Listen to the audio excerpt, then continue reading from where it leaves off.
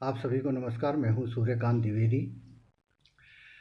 कल अष्टमी का दिन होगा और अधिकांश जातकों के घर में अष्टमी पूजन के बाद नवरात्र के व्रतों का पारायण होगा।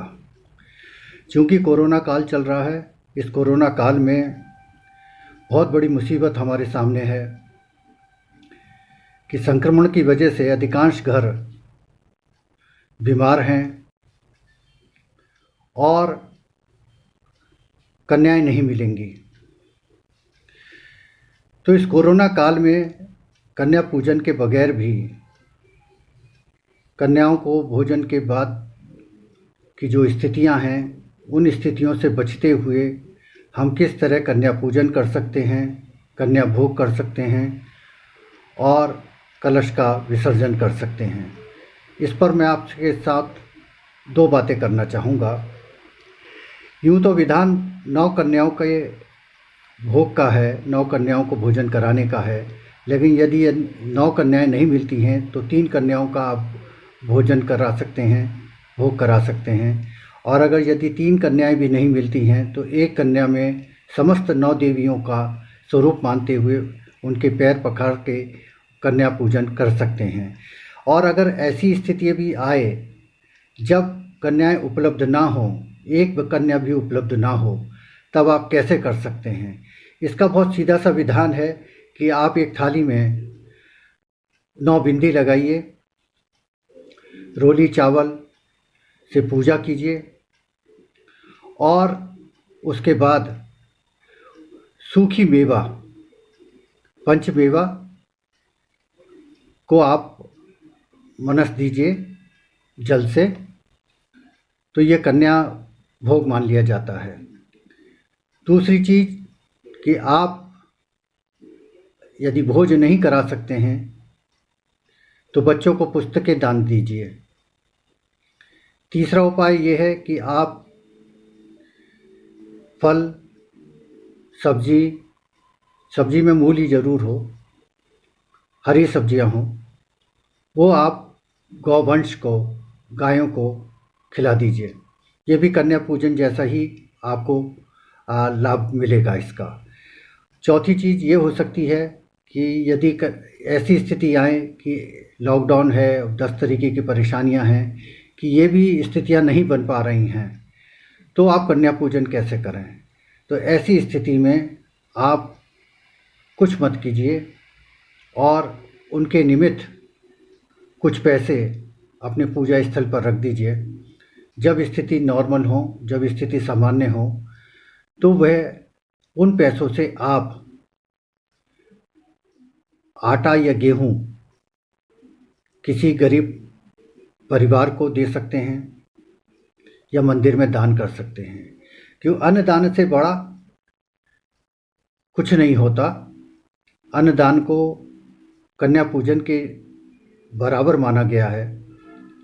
इसलिए आप सूखा आटे का कट्टा, ये आप कहीं दे सकते हैं। ये कन्या पूजन के कुछ नियम हैं। दूसरी चीज़ कि 1 साल से कम की कन्या को ना जिमाएं और 9 साल से ऊपर की कन्या को ना जिमाएं। इसका विशेष ध्यान रखें। अब बात करते हैं कलश विसर्जन की। कलश विसर्जन के लिए आप यथासंभव देवी माँ की अग्यारी कीजिए, कन्या भोज कीजिए और उसके बाद सर्वमंगल मांगल्ये शिवे सर्वार्थ साधिके का जाप करते हुए आप सबसे पहले देवी माँ की आराधना कीजिए, क्षमा याचना कीजिए कि इस अवधि में हमसे जो कुछ बना, हमने आपके व्रत किए, आपका पाठ किया, और यदि हमसे कुछ भूल हो गई हो तो देवी भगवती हमें क्षमा करें। और उसके बाद आप नारियल उठाइए, इस तरीके से नारियल लीजिए, नारियल अपने माथे पर लगाइए और उसके बाद जो भी आपको मंत्र याद हो वो मंत्र कीजिए, देवी माँ से क्षमा याचना कीजिए, देवी माँ से प्रार्थना कीजिए और उसके बाद आप वो नारियल अपनी पत्नी, माता या बेटी इनके गोद में दे दीजिए। चुनरी लगा के वो लगें और उसमें आप नारियल समर्पित कर दीजिए। उसके बाद देवी भगवती के किसी भी मंत्र से ओम ऐं ह्रीं क्लीं चामुंडाई विच्चे का जाप करते हुए आप वो कलश उठाइए। आम के जो पत्ते हैं उन जल से आप अपने घर के सभी कमरों, बाथरूम को छोड़कर चारों कोनों में वो जल, अभिसिंचित जल होता है, ये देवी भगवती का आत्मबल प्रदान करने वाला जल होता है। इस जल को आप जो है आम के पत्तों से ओम ऐं ह्रीं क्लीं चामुंडाई विच्चे इस तरीके से छिड़कते चलिए पूरे।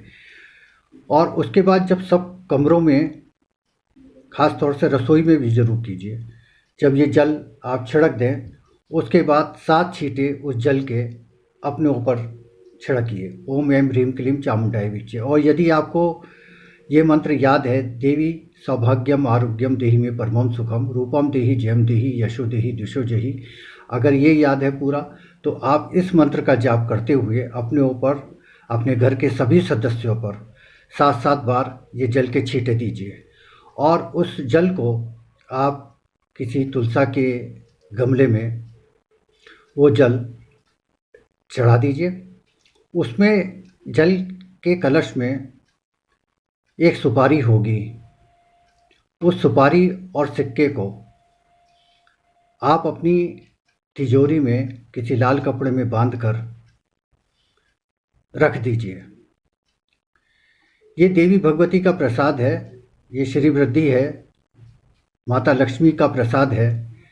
और हम ये मानते हैं, सनातन धर्मी हैं तो हम ये मानते हैं कि देवी भगवती कैसा भी संकट हो उस संकट को टाल देती हैं, हमारे आय में, हमारे ज्ञान में वृद्धि करती हैं। तो ये सुपारी और सिक्का किसी लाल कपड़े या पीले कपड़े में बांधकर आप अपने तिजोरी में रख दीजिए। उसके बाद जो कलश के ऊपर जो धागा बंधा हुआ है, कलावा बंधा हुआ है, ये कलावा भी 9 दिन में अभिसिंचित हो जाता है। इसमें देवी भगवती की शक्ति प्रवेश कर जाती हैं। उस धागे को आप अपनी दाएं बाजू पर बांध लीजिए, यहाँ बांध लीजिए, या आप अपने गले में पहन लीजिए। ये देवी भगवती का कुछ कलश विसर्जन के एक नियम हैं। इसके बाद आप